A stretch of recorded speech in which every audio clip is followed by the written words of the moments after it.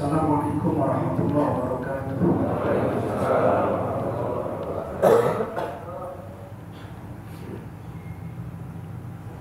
Alhamdulillahirabbil alamin.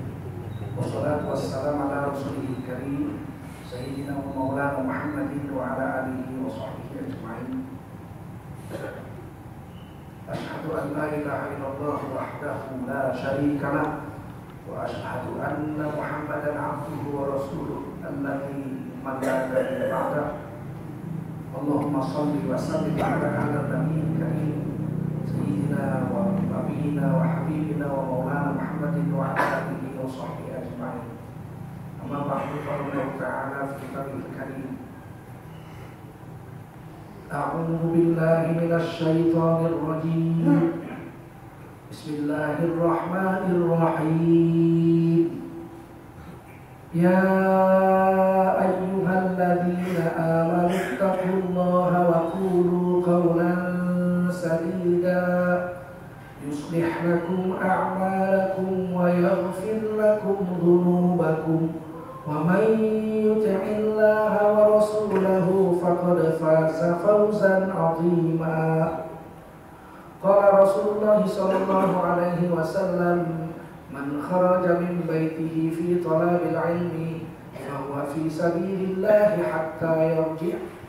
Baginda Rasul bersabda, barang siapa keluar dari rumahnya untuk mendapatkan ilmu, orang itu adalah orang yang berjihad fi sabilillah sampai dia kembali ke rumahnya. Mudah-mudahan kita semua mendapatkan pahala jihad dari Allah SWT. Shadaqallahul azim.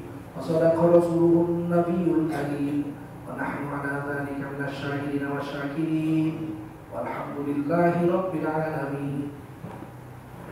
Bapak Ibu Saudara sekalian, wajiblah kita bersyukur kepada Allah SWT. Hari ini kita dapat salat subuh berjamaah dan melanjutkan ta'lim kita sebagaimana biasa. Salawat salam kita sampaikan untuk baginda Rasulullah SAW yang telah mengajari kita bagaimana menjadi orang yang mulia di dunia dan akhirat. Karena siapa mengikuti Nabi dan yakin dengan Nabi, mulia di dunia akhirat. Barang siapa ragu-ragu dengan Nabi dan mencari jalan lain, dia akan menjadi orang hina di dunia dan akhirat. Al-Islam ya'lu wa la yu'la. Agama Islam ini tinggi dan gak ada yang lebih tinggi dari ajaran Islam, agama Islam. Oleh karena itu kita wajib bangga jadi orang Islam. Tidak ada celah untuk melihat kelemahan Islam. Meskipun ajaran Islam ini nanti semakin lama semakin aneh dan ganjil dirasakan oleh orang-orang Islam sendiri. Dalam satu hadis Rasulullah bersabda, innal Islam bada'a ghariban wa sayaudu ghariban. Sesungguhnya Islam itu datangnya mula-mula diterima orang rasanya aneh dan ganjil. Wa sayaudu ghariban, nanti akhir zaman Islam kembali menjadi aneh dan ganjil dirasakan oleh orang Muslim. Fatuba lil ghuraba. Beruntung besar tidak terlukiskan dengan kata-kata hebat banget gitu ya, kata orang Betawi. Orang yang aneh dan ganjil di akhir zaman. Tuba itu berbahagia besar, beruntung sekali, hebat sekali, mengagumkan benar gitu ya. Tak bisa dilukiskan dengan kata-kata tuba itu. Tidak bisa diterjemah. Dulu orang Arab ngambil kapur barus itu dari Barus, Sumatera Tengah, daerah Sibolga, Tapara di tengah, Sumatera Utara sekarang. Untuk memumi raja-raja Mesir itu pakai kapur barus. Menurut ahli linguistik, satu-satunya bahasa Indonesia yang masuk dalam Quran itu kafur. Dalam surah At-Tahrim, kafur itu bahasa Indonesia, masuk Quran. Karena Indonesia ini sudah dikenal sejak zaman Firaun,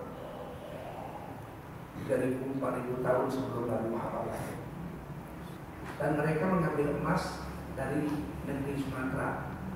Maka Sumatera itu disebut Suwarna Dwipa, pulau emas. Jawa ini pulau padi, Jawa Dwipa. Jawa itu artinya padi. Kalau Suwarna artinya emas.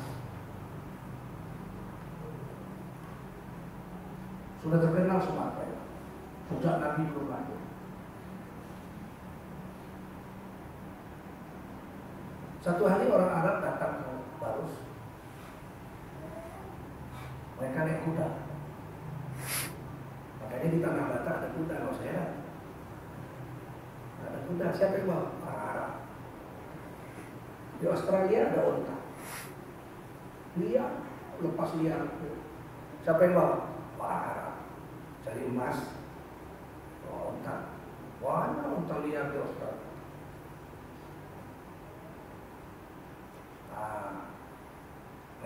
Naik kuda mereka ke pedalaman. Beberapa hari kemudian mereka jumpa satu danau yang sangat indah.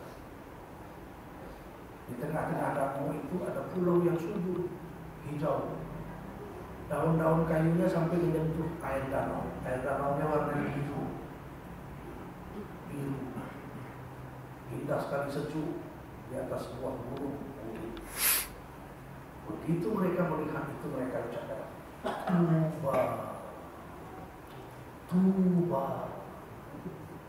Hebat banget, luar biasa. Nggak bisa dilukis dengan kata-kata. Tuba. Mereka pun singgah situ berapa hari. Asal melihat ke danau, Tuba. Orang-orang kampung itu bertanya sesama mereka, apa itu? Apa katanya? Toba, toba katanya toba. Jadilah danau itu danau toba. Sebab toba nggak ada bahasa Bataknya, nggak ada. Orang Batak menyebutnya tapian nauli. Tapian nauli, pinggir air yang indah. Nauli itu indah. Tapian nauli, tepian danau yang indah. Lama-lama jadi tapanuli. Toba itu salah. Cari di kamus Batak, ketemu toba.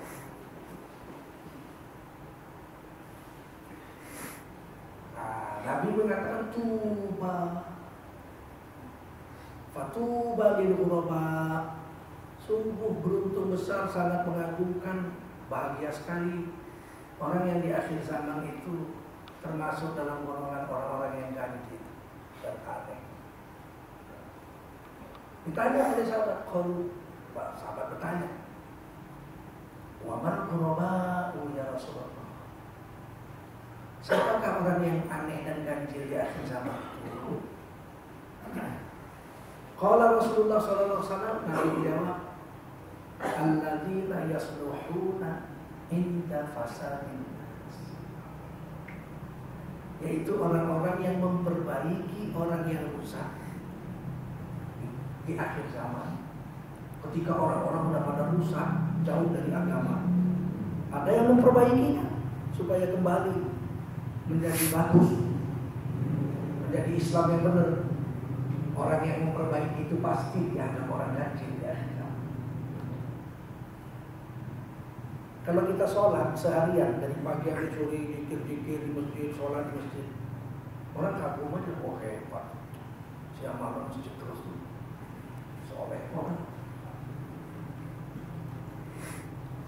Paling bilang, dia gila masjid, ini masjid, ini gila masjid. Tapi kagum orang. Tapi ketika dia mulai mengajak orang lain untuk datang ke masjid, saat itu dia mulai dimaki-maki. Usil amat sih lu, lurus aja lu anak bini lu lurus, lu jangan lurus gua. Agama ini nggak dihukum mulyati. Waduh, dalil orang kafir dipakai untuk orang Islam. Dalil orang kafir dipakai untuk orang Islam. Sholat ini kan urusan pribadi-pribadi, lu nggak usah campur-campur dah. Pokoknya orang yang mengajak kebaikan pasti dicaci maki. Orang sudah rata-rata pacaran, tiba-tiba ada anak muda yang bilang, ya pacaran itu haram. Gila lu. Cuma lu sendiri, ini lu semua pacaran lu. Lu gak normal lu. Lu impoten lu. Orang semua tiap malam minggu dijemput pacarnya, anak-anak gadis orang dibawa pergi kelayapan sampai tengah malam, kadang-kadang pulang pagi. Tiba-tiba ada satu anak gadis di rumah aja malam minggu, gak pernah didatangin orang. Dia tidak mau pacaran, dibilang orang gak normal, mungkin lesbian tuh. Orang yang soleh dipandang ganjil, apalagi dia mulai ngajak orang. Ini ulama membacanya dua, ada yang yasduhuna, ada yang membacanya yuslihuna. Kalau yasduhuna aktif, mengajak orang memperbaiki orang. Orang sudah mulai makan riba, dia ajak orang berhenti makan riba. Apa kau? Riba itu enak, tahu? Orang yang mengajak ini pasti dicaci maki. Sebagian ulama membaca alladzina yuslihuna inda fasadina. Sebagian lagi adalah orang yang ganjil, orang yang tetap beramal soleh ketika orang lain sudah rusak. Ketika sekantor orang sudah mulai pacar-pacaran sesama kawan sekantor. Sekarang ada istilahnya BBS, bobok-bobok siang. Sama sekantor sinar 2 jam, quick set. Tiba-tiba ada yang bertahan karena itu dikucilin di kantor. Soal itu nggak ngerti zaman, tinggalan disindir-sindir. Ada kok tiap hari gaduh-gaduh, belum bosen dong. Kali-kali ganti soto, sate.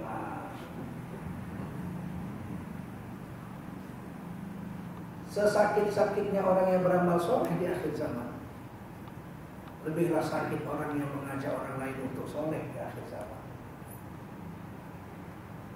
Ini hadis Nabi luar biasa dan sangat mengagetkan kita. Apa sekarang sudah sampai zaman itu? Saya kira udah. Beberapa perkara yang dulu dianggap ganjil zaman jahiliyah ketika Islam datang, sekarang Islam kembali dianggap ganjil ketika diajarkan di zaman jahiliyah modern. Pertama sekali dulu yang diajarkan Nabi adalah mengucapkan la ilaha illallah, menyembah hanya satu Tuhan, tidak ada Tuhan lain. Dengan istilah ilah, la ilaha illallah, nggak ada yang hebat, nggak ada yang besar, nggak ada yang disembah, nggak ada yang dipatuhi kecuali Allah. Sekarang itu sudah bergeser. Para ulama mengajarkan itu ada kalimat yang dinafikan dan ada kalimat yang diisbatkan. La ilaha illallah itu ada nafi, ada isbat. Kalau nggak belajar nafi isbat rusak. Orang nggak ngerti. La ilaha, nggak ada apa-apa selain Allah itu nggak ada. Selain Allah nggak ada hebatnya, semuanya itu. Biar malaikat, biar siapapun setelah Allah nggak ada apa-apanya itu. Illallah, kecuali Allah ini. La haula wala quwwata illa billah. Semuanya nggak ada hebatnya kecuali Allah. Semua dinafikan.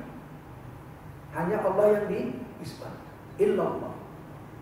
Sekarang ini yang dipelajari. Apa itu nafi isbat, nafi isbat? Akhirnya rusak. Sekarang orang terbalik. Yang dinafikan malah Allah. Loh, Bapak kan saya dengar sakit stroke katanya.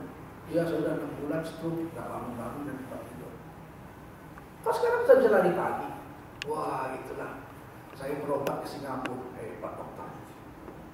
Saya diobatin ke dokter Singapura, 2 minggu langsung bisa jalan. Hebat dokter Singapura, sembuh saya sama dia. Disembuhkan sama dokter Singapura. Pak, Bapak itu disembuhkan Allah, Pak. Allah yang menyembuhkan Bapak. Memang Allah yang menyembuhkan saya, tapi Allah ditapikan. Kalau tak ada dokter Singapura, jadi Allahnya dinafikan, malah diisbatkannya dokter Singapura. Ini kaji dasar ini dalam akidah Ahlussunnah wal Jamaah. Ini kajian paling mendasar. Kalau ini pun nggak lulus, rusak iman sampai mati. Sekarang yang dinafikan siapa? Masakan Allah dinafikan demi dokter? Harusnya benarkan. Saya berobat dengan dokter yang hebat. Sebab dia mengobat saya. Saya sembuh. Allah menyembuhkan saya, alhamdulillah. Begitu baru benar. Ini orang menafikan. Wah hebat Bapak, baru nikah saya dengar ya. Dapat anak jenderal ya Pak ya. Alhamdulillah, Pak anak jenderal. Allah kasih Bapak jodoh yang hebat. Oh, alhamdulillah, betul. Ini enggak, memang Allah yang kasih saya jodoh. Tapi kalau enggak saya ganteng, mana dapat sama anak jenderal 70 kami yang rebutan. Loh, kok Allah ditafikan? Dia dihebatkannya, Allah ditafikannya. Padahal mulut kita bilang la haula wala quwwata illa billah. Isbatnya aja sama Allah, yang lain itu tidak ada. Paling sebab-sebab aja. Belum paham pula? Belum. Jangan ditafikan Allah, yang ditafikan Allah itu jangan ditafikan. Wah Bapak sekarang jadi kaya. Hebat Bapak sekarang berdagang ya. Oh saya berdagang berlian, kaya saya sekarang. Cukup 10 tahun miskin. Sekarang saya kaya, nggak mungkin saya nggak mau lagi saya jadi orang miskin. Allah bikin Bapak kaya. Memang Allah bikin kaya. Tapi kalau saya nggak dagang berlian,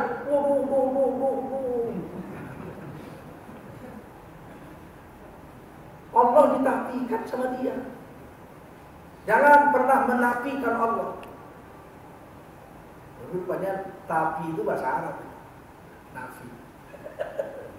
Jangan pernah menafikan Allah. Selain Allah boleh ditafikan, tapi Allah tidak boleh ditafikan. Allah fa'alu lima yurid. Berkuasa berbuat apa saja Allah mau. Api bisa menghanguskan, tapi api bisa menyelamatkan. Allah mau. Nabi Ibrahim bikin api sebesar gunung misalnya, sehingga nggak ada yang bisa melemparkan Nabi Ibrahim di situ. Panas, siapa yang bisa dekat? Nggak bisa dekat, panas. Semua orang nggak berani melempar Nabi Ibrahim. Panas.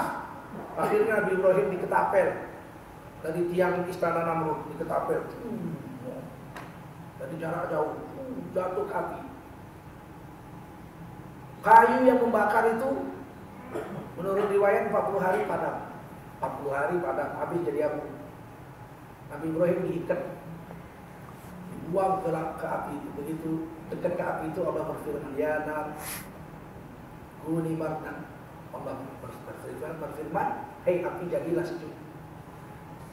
Kata ahli tafsir, kalau sampai situ aja firman Allah, mati beku Nabi Ibrahim. Jadilah kamu dingin, mati beku Nabi Ibrahim. Tapi disambung, wassalaman ala Ibrahim. Kasih selamat Nabi Ibrahim. Sejuk yang bikin selamat. Nabi Ibrahim masuk ke dalam api sejuk, tapi rantai-rantainya hangus semua. Bajunya enggak, bulu-bulunya enggak, baju Nabi Ibrahim enggak. Tapi yang mengikat Nabi Ibrahim, tali-talinya putus semua habis. 40 hari kemudian api mati. Wah, udah jadi abu lah Nabi Ibrahim. Tiba-tiba Nabi Ibrahim keluar. Keluar, sejuk-sejuk, tenang-tenang. Allah kuasa menjadikan api membinasakan. Dan Allah juga kuasa menjadikan api menyelamat. Fir'aun, Nabi Musa dikejar Fir'aun. Menurut tafsir Durul Mansur, umat Nabi Musa waktu itu 600 sampai 700 ribu orang. Nabi yang paling banyak umatnya itu Nabi Musa. Setelah Nabi Muhammad. Nabi Muhammad sekarang umatnya 1,7 miliar. Sekarang paling banyak. Aku bangga dengan umatku yang banyak di hari kiamat, kata Rasul. Sampai depan Laut Merah, umat Nabi Musa mengatakan, ya Musa matilah kita. Depan laut, kanan gunung, kiri gunung, belakang Fir'aun dan tentaranya matilah kita. Kata Nabi Musa, wala takhaf wala tahzan, innallaha ma'iyya. Gak usah takut, gak usah cemas. Allah bersama aku. Bedanya Nabi Muhammad dengan Abu Bakar Siddiq radhiyallahu anhu dalam gua. Waktu Abu Bakar Siddiq dalam gua Sur, orang kafir Quraisy sudah beberapa langkah lagi dari sumur itu. Sumur itu, goa itu sumur. Kalau goa kan harusnya nyamping kan. Kalau goa itu ke bawah, jadi kayak sumur. Tapi batu, tolong ke bawah. Kalau dilihat begini, kelihatan orangnya. Tapi dari jauh lihat ada burung merpati sedang ngerem sama sarang laba-laba nutupin sumur itu. Orang kafir males ngelongok. Nggak mungkin, kalau ada orang pasti burungnya udah kabur. Udah itu laba-labanya udah putus-putus kalau sarangnya. Nggak usah lihat lah, cuma padahal naiknya 2 jam itu. Naik ke sananya 2 jam, ngelongok sebentar aja males. Nah itulah kalau Allah. Yang lain-lain dia mesti ada, cek aja udah kadung naik, kalau lihat aja, nggak ada. Satu orang ambil batu, dilempar ke sumur, kena gigi Nabi, tek, itu kan nggak ada. Kalau ada kan guk gitu bunyinya, turun. Waktu itu Abu Bakar Siddiq sudah gentar, ya Allah, ya Rasul, lihat tuh orang-orang kafir. Apa kata Nabi? Wala takhaf wala tahzan, innallaha ma'ana. Nah itu bedanya itu. Jangan takut, jangan cemas, sesungguhnya Allah bersama kita. Masuk situ Abu Bakar Siddiq. Ada dai itu sederajat nabinya Bani Israel. Orang yang dakwah ngajak orang itu derajatnya sederajat dengan nabinya Bani Israel. Sebab sekarang nggak ada lagi nabi. Nabi kan sudah putus. Cuma 2 nabi turun di Depok. Dia Eden sama Ahmad Sotik. Nabi palsu. Sudah ditangkap polisi, masuk penjara 2 tahun. 2 tahun setengah. Kita ini kalau mau mendakwahkan agama, ngajak orang baik, derajat kita sederajat dengan nabi-nabi dulu. Dakwah itu bukan urusan ulama. Ulama ngajar, ta'lim. Ulama alim, ilmu, ta'lim, mengajar. Kalau mengajar nggak boleh orang bodoh, sesat umat dibikinnya. Tapi kalau ngajar, tukang jeruk, tukang cendol, anak kecil itu boleh ngajar. Bapak belajar zuhur, yuk masjid. Tuh baru anak SD ngajak-ngajak gua di depan kotak udah 82 tahun gua ajak-ajak. Iya itu 82 tahun aja belum ke masjid. Gimana? Boleh anak kecil ngajak. Karena dakwah itu dakwah itu urusan semua orang Islam. Bukan urusan ulama saja. Makanya anak kecil boleh azan. Anak kecil boleh ada Allahu Akbar, Allahu Akbar. Datang ulama, datang orang alim, datang orang besar, datang. Yang azan anak kecil. Azan itu dakwah yang sempurna. Doanya doa. Allahumma rabba hadhihi da'wati tammah.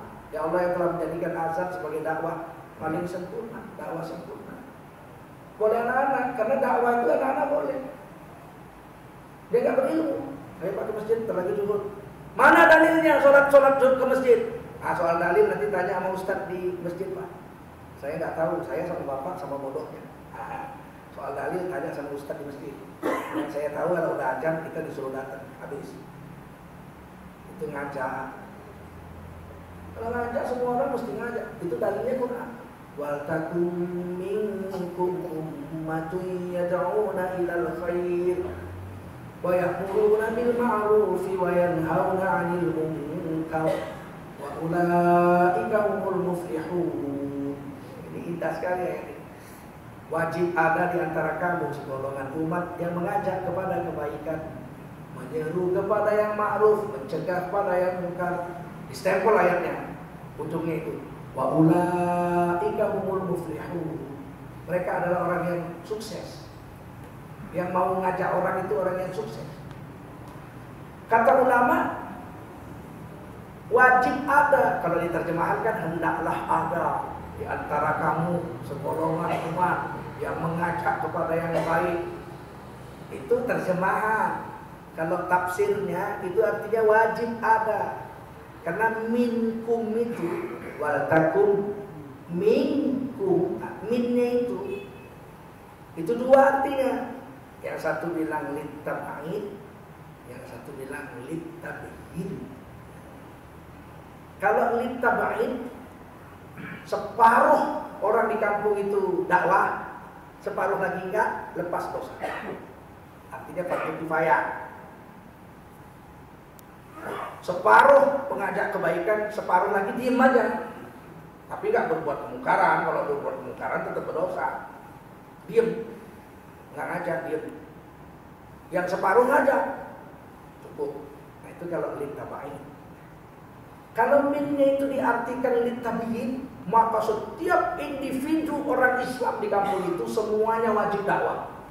Wajib ngajak orang kepada yang baik, menyeru kepada yang ma'ruf dan mencegah munkar. Itu kewajiban semua. Kalau minnya itu diartikan littabiin, pilih aja dua, salah satu. Kalau kami Ahlus Sunnah wal Jamaah mengatakan littabiin, semuanya mesti, minimal untuk dirinya, istri dan anaknya. Ya ayyuhalladzina amanu qu anfusakum wa ahlikum nar. Minimal anak istri kita mesti kita kasih tahu. Tidak boleh kita sholat, zikir, soleh, istri kita joget depan kita. Kita ketawa pula. Kenapa Pak? Istri saya lagi joget sama si Joni. Mana bisa? Itu istrimu. Jangan dibiarkan dia joget sama orang. Wajib dicegah kemungkaran. Paham sampai sini? Jakarta, malam tahun baru, Jokowi sudah 2 kali bikin panggung joget. Baru-baru jadi gubernur dia bikin panggung joget 15. Sepanjang Jalan Sudirman sampai Tamrin, 15 panggung joget. Kita undang dia ke Atin untuk zikir. Zikir di Republika 120.000 orang kumpul, nggak mau datang dari jam 8 tahu-tahu datangnya meresmikan diri. Ini maksiat diresmiin. Tapi ada yang menokong itu, mengaku ahli sunnah juga, paham ahli sunnah, dia bilang lebih baik joget daripada zikir. Karena zikir bid'ah, joget cuma maksiat. Gila nggak? Itu mungkin dia ngajinya ke sana itu Jokowi ini. Maka dia ngapain zikir bid'ah masuk neraka jahanam, bagus joget-joget cuma masuk neraka biasa. Inilah bahayanya orang kalau mengajarkan agama ini asal-asalan. 17 hari kemudian, pinggir sungai Ratuhan Hari Jember, tempat joget itu Sudirman sampai Tamrin sepaha, sepinggang air. 3 orang mati di Wisma UOB. Dikirain tobat. Tahun kemarin bikin lagi. Sama ada 15 panggung joget. Belanda kafir aja nggak pernah bikin 15 panggung joget di Jakarta. Ada bikin panggung joget menurut Ali Shahab. Saya suka mengikuti tulisan Ali Shahab di Republika Jakarta Timur dulu itu. Ada, tapi 1 panggung aja. Ini 15 sampai pagi gratis. Artisnya jogetnya lebih hot dari urat bulu di siram bensin. Tahun lalu yang hadir 1 juta karena hujan. Tahun ini nggak hujan, 3 juta orang. 90% lebih orang Islam. Ada yang bawa anak umur 4 tahun, 5 tahun diletak di pundak. Lihat. Disuruh anaknya dikader untuk lihat joget sampai pagi. Sampai ditaruh di tengkuknya. Lihat dari bawah, penyanyinya pakai rok, kelihatan celana dalam itu jelas. Saya nggak mau datang aja, takut diazab. 3 juta orang. Dibakarlah mercon 5 juta batang. 5 juta batang mercon dengan kembang api dibakar malam tahun baru di Jakarta saja. Kalau 1 batang 100.000, 5 juta batang itu 500 miliar. 5 juta kali 100.000, 500 miliar, setengah triliun. Negeri kere miskin aja kok bakar mercon sampai setengah triliun. Ini negeri kere, miskin ini negeri. Utangnya banyak aja, tentengan.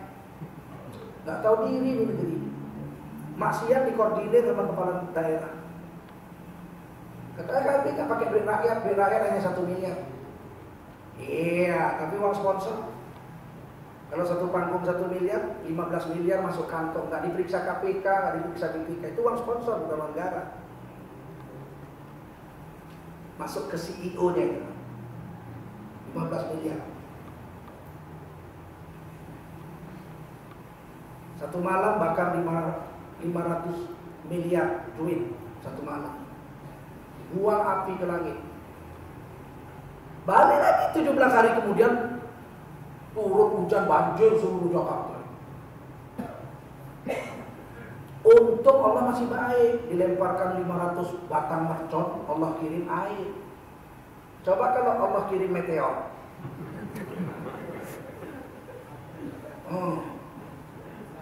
Kita lemparkan mercon 500 batang, Allah kirim meteor ke bawah. Mau jadi apa? Masih air aja udah kelabakan, udah minta ampun. Putus semua jalan sampai Pantura. Maulana Mustaqim, ulama besar dari India, mengatakan jika manusia di satu negeri itu tidak mengkontrol air maninya, dia cecer dengan perzinahan, maka Allah SWT akan hancurkan mereka dengan banjir yang besar. Kalau hadis Nabi mengatakan kalau satu kampung itu, satu negeri itu tidak bayar zakat, mereka akan dibinasakan dengan kemarau yang panjang. Di dalam satu hadis Rasulullah bersabda,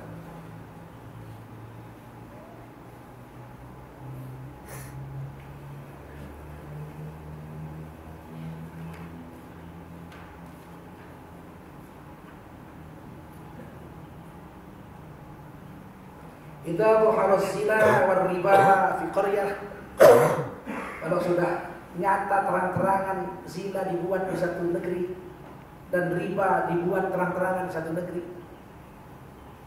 faqad ahallu bi anfusihim azab Allah, berarti mereka telah menghalalkan azab Allah untuk terus-terusan menggebuki mereka setiap saat.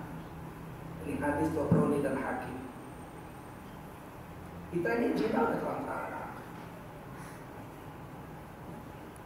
Buka internet, terang-terangan aja reklame zina. Saya aja sering dikirimin handphone saya. Anda kesepian? Telepon kami 0809 ini. Gemblok. Kiai kok digoda. Nggak tahu diri, pakai foto lagi. Pakai foto neneknya mungkin ditaruhnya di waktu muda dulu, nggak tahu. Zina udah terang-terangan. Dan pezina sekarang nggak dikucilkan. Ariel misalnya, kan pezina itu terang-terangan ada videonya. Nggak dikucilkan, tetap dipakai, ditonton, dipuja. Hakim nikah malah dibenci. Hakim nikah benar-benar baik-baik, dibenci. Sekarang rocker, istri pertama jadi istri kedua sekarang. Istri kedua jadi istri pertama.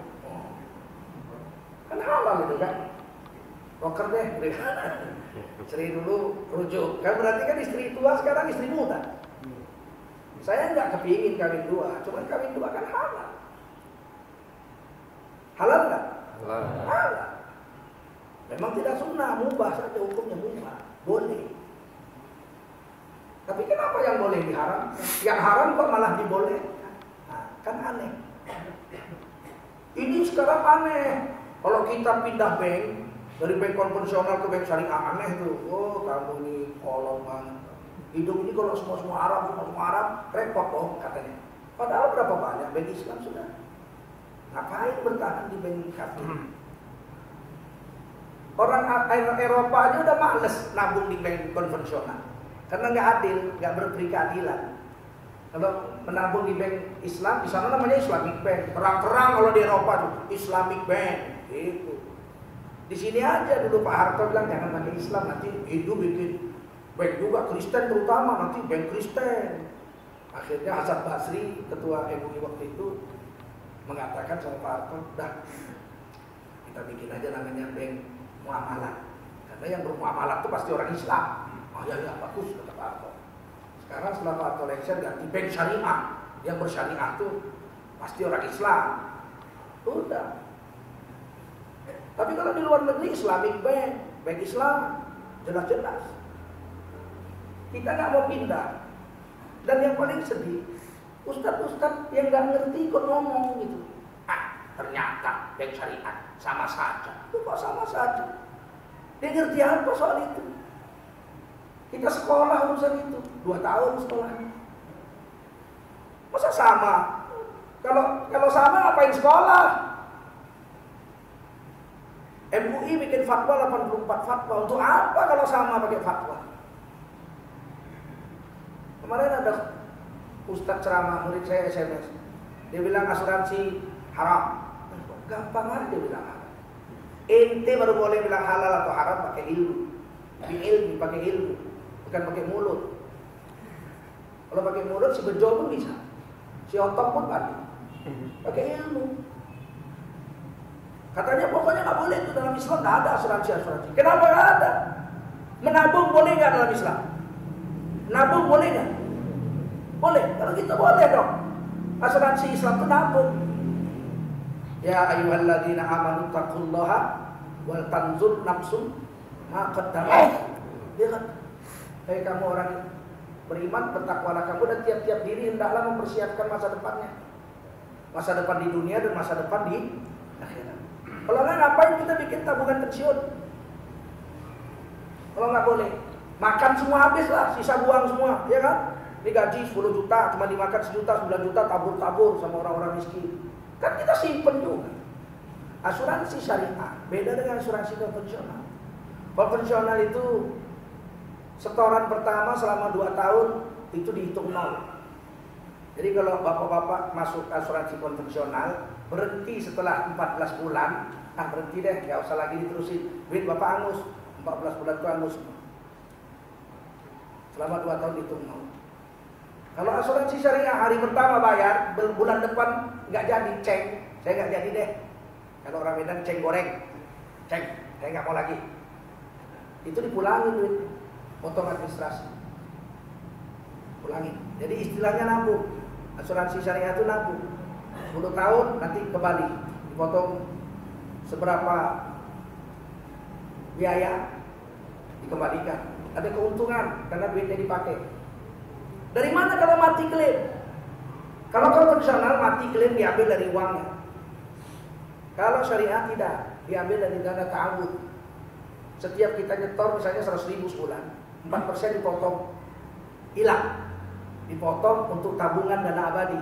Namanya dana ta'awud, dana syarikat tolong menolong, tingkat nasional. Kalau ada yang mati diambil duitnya dari situ. Kalau ada yang klaim diambil duitnya dari yang 4% ta'awud itu. Kalau kita berhenti 4% itu nggak boleh diambil. Si pemilik asuransi pun nggak boleh ambil yang 4%. Paham? Hari ini orang asal-asalan aja tuh, ngomong asal-asalan aja. Kita kalau sesuatu yang haram, kita tetap harus bilang haram. Tapi kalau sesuatu yang halal, tak boleh kita bilang haram. Kembali kepada panggung joget itu, kita semua harus mencegahnya. Minimal apa? Jangan datang. Oke lah kalau anda semua mengatakan zikir di masjid malam tahun baru bid'ah, jangan keluar rumah minimal. Bikin makanan enak, istri kita suruh masak enak, anak kita dibilangin semua malam ini jangan ada yang keluar rumah. Bapak mau bicara-bicara sama anak-anak semua, ibumu sudah masak nasi goreng pakai biftik. Udah lama kita nggak ngobrol-ngobrol, pokoknya jangan keluar rumah, jangan nonton joget itu, bangkrutkan itu, tutup dia lama-lama kalau nggak ada yang nonton. Ini kita nonton joget, maksiat. Dan hari ini yang mencegah itu dibilang-bilang, masa joget nggak boleh. Yang joget kan Oma Irama. Loh, kalau Oma Irama dengan apa? Haji. Loh, kalau haji rupanya halal joget. Ada dalilnya. Joget haram hanya untuk orang-orang yang belum haji gitu. Kalau haji dan Raden, haji Oma Irama boleh gitu. Sama aja haram. Dakwah ini kewajiban kita semua, tapi caranya harus cara Rasulullah. Gak boleh campur maksiat dalam dakwah itu. Bapak jangan percaya sama seniman. Seniman itu pembohong. Seniman itu pembohong. Lain yang dia bilang di mulutnya, lain di hati. Jangan percaya seniman. Rasulullah gak percaya sama seniman. Rasulullah mencela seniman.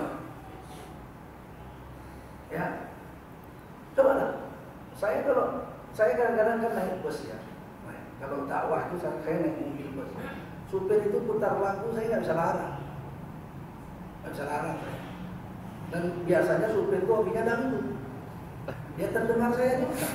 Otak ini sekali dengar ingat. Nah itu sialannya itu. Kadang seniman ini udah pembohong begitu, bodoh lagi. Kalau Mansur S bodoh. Istrinya dilarikan orang di malam pengantin, masih dikejar kan bodoh itu. Istrinya dilarikan orang, akan ku kejar dia dan akan ku rebut dia dari tangannya karena dia adalah resmi menjadi istriku. Goblok. Kalau istriku dilarikan orang, wah, langsung ku bacakan pantun. Pinggan tak retak, nasi tak dingin. Sekali kau tak ada, sejuta kali ku tak ingin. Masa saya dikasih sisanya orang, saya yang bayar mahal, orang yang menikmati geblek sampai habis. Tidak ada itu.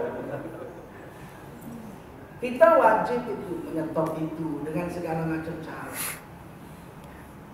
Ini maksiat bukan main-main. Lihat, kelut meletus, belum selesai silabu, kelut lagi. Banjir belum selesai, kena lagi. Habis air api, habis air api gunung meletus. Nggak ngerti saya. Saya takut khawatirnya awal-awal SBY presiden terjadi tsunami di Aceh. Akhir-akhir dia mau berhenti, saya takut terjadi tsunami di Banten. Krakatau meletus. Kalau Aceh 3 juta orang sekali garuk dapat 300.000 waktu itu yang mati. 15 menit tsunami datang ke Aceh, 300.000 orang mati. Penduduk Aceh 3 juta. Kalau Banten, kalau datang tsunami, kurasa kalau 3 juta dapat lah sekali garuk. Bikinlah. Ketika kita mengatakan ini, orang akan bilang kolot, semua salah. Aneh. Iya memang ini udah dibilang Rasulullah. Orang-orang yang mencoba memperbaiki umat ini, yang udah rusak ini, yang udah apalagi merubah pola pikir, repot. Merubah kebiasaan yang jelek itu susah, apalagi merubah pola. Bapak-bapak yang mulia, tentulah kita harus terus berusaha. Yang pertama, tauhid betul. Jangan pernah menafikan Allah. Tapikanlah selain Allah. Yang kedua apa? Berhentikan perbuatan yang dibenci Allah. Maksiat. Kalau maksiat itu sembunyi-sembunyi, Allah turunkan bala hanya untuk orang yang buat. Kita zina diam-diam. Yang kena kita sendiri, yang lain tidak kena. Kita hisap ganja diam-diam di kamar kita. Yang kena kita sendiri, orang lain yang kena. Tapi ketika maksiat itu sudah terang-terangan, dikoordinir sedemikian rupa, itu adzabul ammah bil amalil khassah. Itu hadis itu, sahih itu. Ya. Maka Allah turunkan bala, semua kena. Walaupun yang melakukan itu enggak semua. Penduduk Jakarta itu kalau malam 10 juta orang, kalau siang 12 juta. 10 juta orang itu yang joget cuma 3 juta. Cuma 3 juta, 7 juta enggak. Tapi gara-gara yang 3 juta itu dikoordinir dan dilihat, dimunculkan ke TV dan tidak ada yang mencegahnya.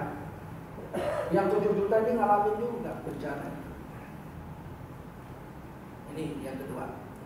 Yang ketiga, yang aneh dirasa orang itu ketika riba menjadi halal. Zaman Nabi dulu riba itu biasa. At-afam mu'amud riba itu berbunga, bunganya berbunga lagi, bunganya berbunga lagi, bunganya berbunga lagi. Haramnya berkali-kali.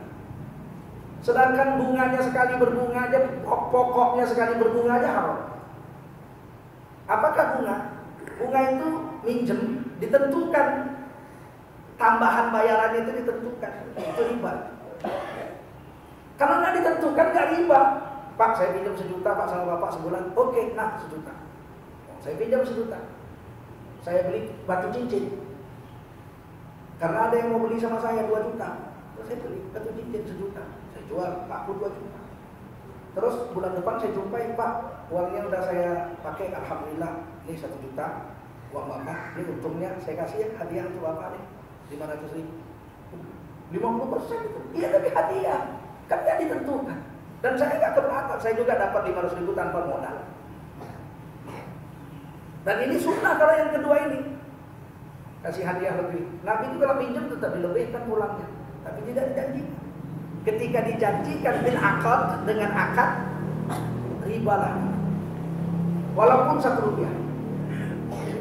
Walaupun 1 rupiah. Oleh karena itu tidak boleh dijanjikan. Dan sekarang mana ada orang mau ngasih pinjam gratis? Di Sumatera Barat yang mengatakan negerinya itu adat bersendi, syarat bersendi kitabullah. Dan tetangganya menilik itu kan 100% orang Islam, orang menilik, Daulay, Nasution segala. Ternyata di sana biasa menggadaikan sawah. Itu model riba. Dan sudah bertahun-tahun, udah puluhan tahun. Jadi kalau saya misalnya gadaikan sawah saya, Pak saya pinjam Pak 10 juta, apa jaminannya? Sawah. Tentu saya kasih suratnya kan, surat. Selama saya belum tebus, surat tanah saya yang punya. Tetapi di Mendiling dan di Sumatera Barat, itu sawahnya diambil sama yang punya duit itu. Selama saya belum bayar, sawah itu digarap, diambil untungnya oleh yang punya duit. Lah saya mau bayar pakai apa uang sawah saya diambil? Saya pinjam 10 juta, gade sawah. Yang digadekan harusnya kan suratnya. Ini sawahnya diambil juga. Ditanemin padi, hasilnya untuk yang punya duit. Saya ngeliatin. Kadang-kadang sampai 30 tahun nggak bisa ditebus. Cucunya kalau beruntung kaya baru bisa tebus. Ini kan riba. Ribanya berapa banyak? Sebanyak keuntungan sawah itu. Semuanya riba itu. Alangkah riba. Oleh karena itu harus di stop. Mungkin ada di antara kita orang Mendiling, orang Sumatera. Saya tidak dusta sebab saya kan orang bapak, kakek saya orang Pagaruyung, Batu Sangka. Masa saya nggak tahu? Guru saya itu orang, salah satu guru saya itu orang Payakumbuh. Tapi Gadang Suliki Payakumbuh Padang Japang. Salah satu guru saya. Itu guru saya itu bapaknya menggadaikan sawah. Guru saya baru bisa menembusnya 35 tahun kemudian. Kenapa? Karena itu sawahnya ditanemin sama yang punya duit. Sial banget kalau begini. Nah riba dia harus dibunuh. Sebab kalau sudah kita makan riba, menghalalkan riba terang-terangan, maka Allah menghalalkan azab kepada kita. Halal azab. Artinya apa? Tiap hari bisa datang. Kayak Indonesia ini sedang diuji atau sedang diazab. Sedang diazab. Kenapa? Kalau ujian mana ada tiap hari.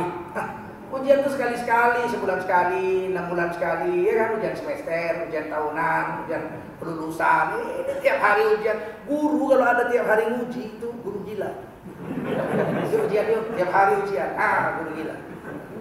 Kita sedang diazab. Kalau azab bisa setiap detik. Ini maka riba stop. Lain halnya kalau kita kredit. Kredit itu halal. Sebab nggak mungkinlah harga cash dengan harga kredit sama, itu nggak mungkin. Bangkrut orang. Beli motor 10 juta kalau cash, kalau kredit 13 juta. Itu halal. Nah, selama 3 tahun 13 juta itu dicicil. Setelah 13 juta minta suratnya dapat sama kita.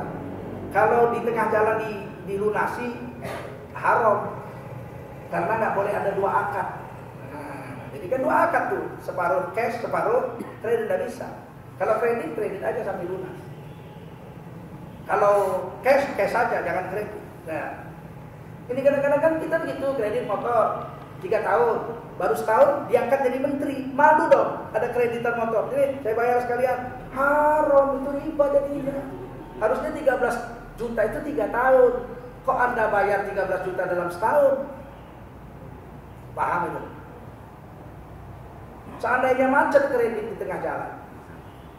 Ini saya 13 juta beli motor, baru setahun saya baru bayar 11 juta toh. Tiba-tiba saya nggak bisa bayar lagi. Saya lapor ke dealer. Ini sistem syariah saya direktur syariah di Prihamas. Datang, Pak saya nggak bisa bayar lagi. Sudah datang sekali, 1. Yang gagal baru 1. Alhamdulillah, baru 90.000. Pak, saya kredit mobil saya nggak bisa saya bayar lagi, tangannya putus. Kecelakaan naik motor saya putus, mobil saya itu yang saya kredit, angkot itu saya nggak bisa bayar lagi. Jadi ini surat-suratnya saya serahkan, dia sama istrinya. Tolong minta maaf Pak, saya jangan ditanggung. Sampai nangis. Ya Pak, Bapak tulis nama semua ini lengkap yang bisa saya hubungi cepat, nomor HP yang terbaru. Oke, dia pun pulang. Kemudian angkot itu di Biora. Kita telepon, dia datang suami istri. Nangis, ampun, pegang kaki itu, ampun, kita nggak bisa bayar lagi, udah ampun dah, ambil aja mobilnya udah. Oh, sabar Pak, duduk. Ini Pak, kalau konvensional, kalau Bapak nggak bisa bayar, diambil habis, musnah duit Bapak yang 59 juta itu habis. Kami ini enggak Pak, kami ini aturannya aturan Allah dan Rasulnya, syariah. Ini lihat di syariah. Nah, jadi begini Pak. Mobil Bapak itu sudah Bapak bayar 59. Sekarang mobil itu kami jual laku 89. Laku 89. 59 ini uang Bapak, kami kurangin. Bulan-bulan itu. Sisanya uang kami. Bagaimana? Oke. Wah, nangis. Hebat, ya itulah memang Islam itu hebat, gak ada yang lebih hebat dari Islam. Al-Islamu ya'lu wa la yu'la. Gitu. Sisanya ini kami dapat keuntungan.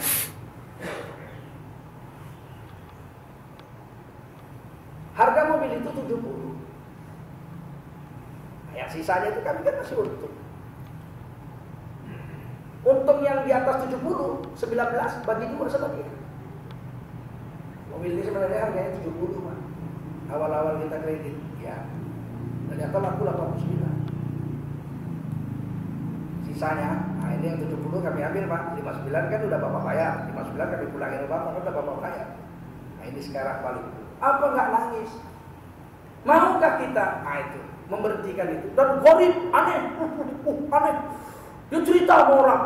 Kita nggak pernah keluar uang promosi. Nol. Mana pernah dengar perusahaan kami di koran-koran, di TV, pasang billboard. Nggak perlu.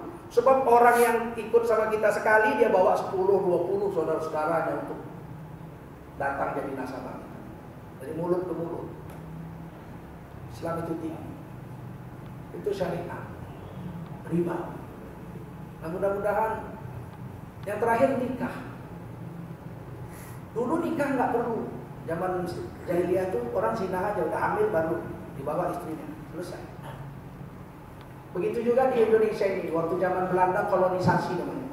Buruh-buruh perkebunan di Delhi, Sultan Delhi perlu buruh perkebunan. Itu datang dari Jawa itu, satu desa itu, naik kapal laut. Turun dari kapal mereka udah jadi suami istri. Nggak ada nikah itu. Sebab kalau nggak suami istri, buruh itu nggak dapat rumah. Dia tinggal di mes.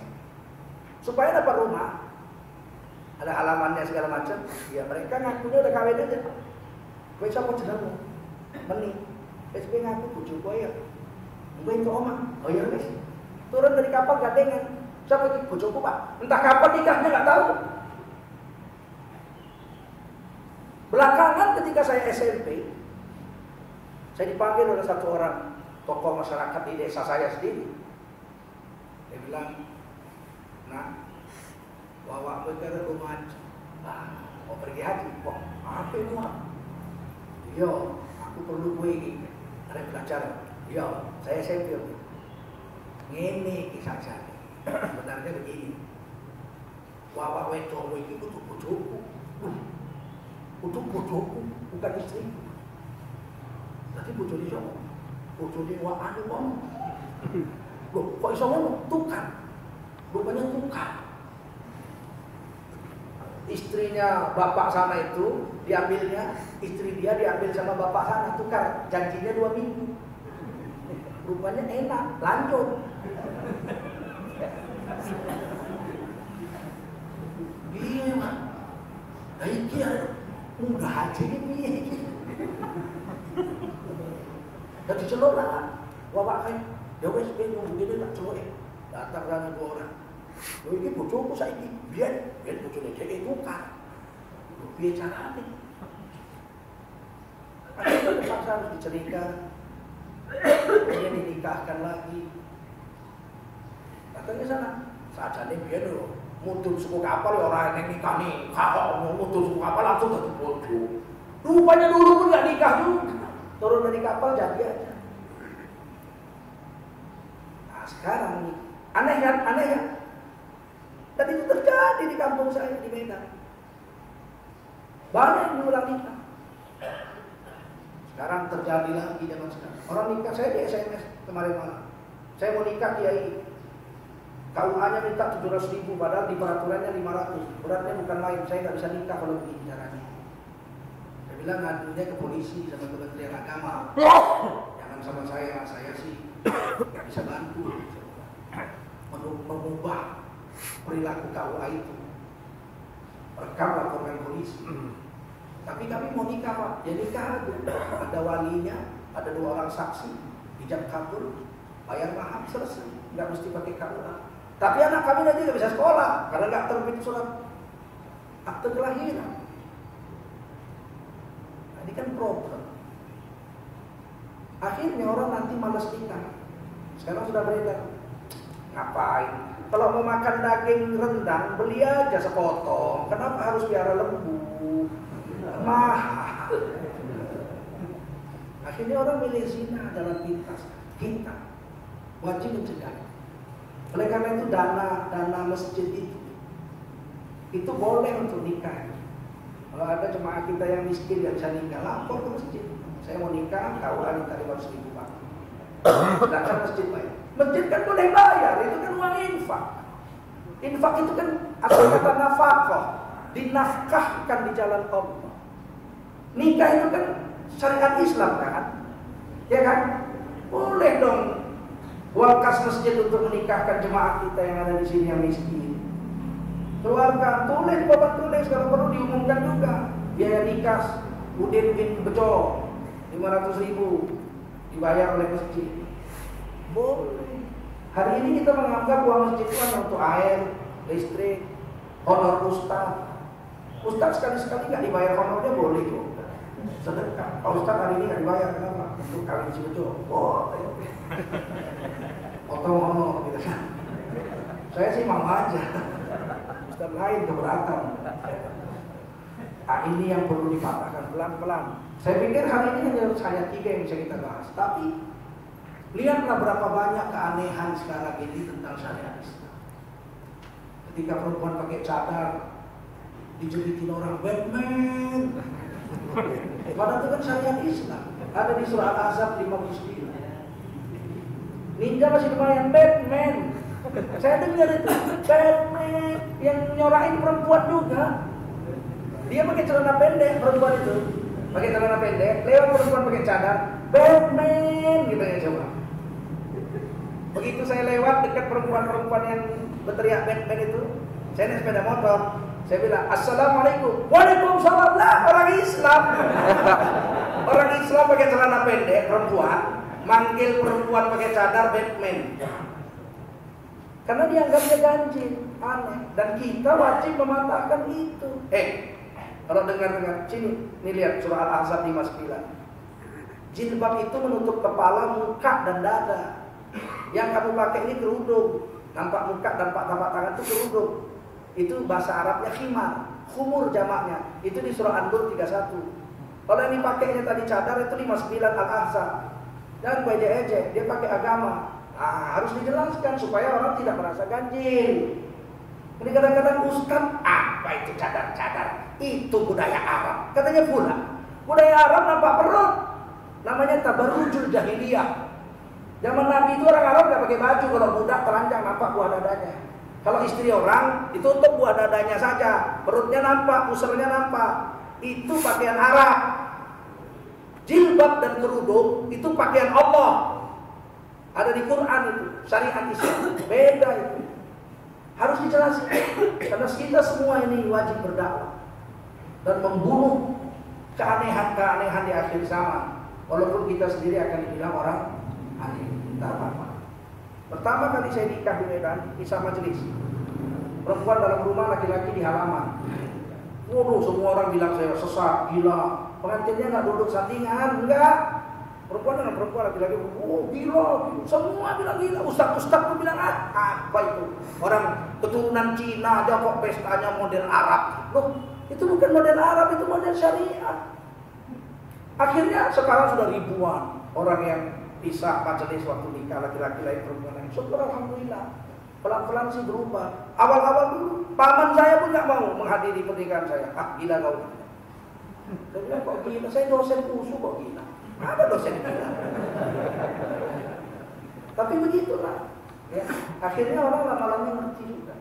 Kenapa? Dengan dakwah terus-menerus. Insyaallah ya. Insyaallah. Hari yang ada yang mau nanya, 1 jam.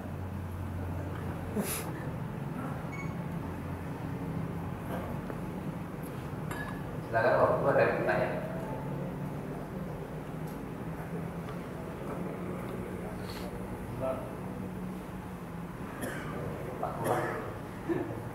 Habis. Terima kasih. Mudah-mudahan ada manfaat. Subhanallah bihamdihi subhanakallahumma wa bihamdika asyhadu an la ilaha illa anta astaghfiruka wa atubu ilaik. Subhana rabbika rabbil izzati amma yasifun wa salamun alal mursalin walhamdulillahi rabbil alamin. Wassalamualaikum warahmatullahi wabarakatuh.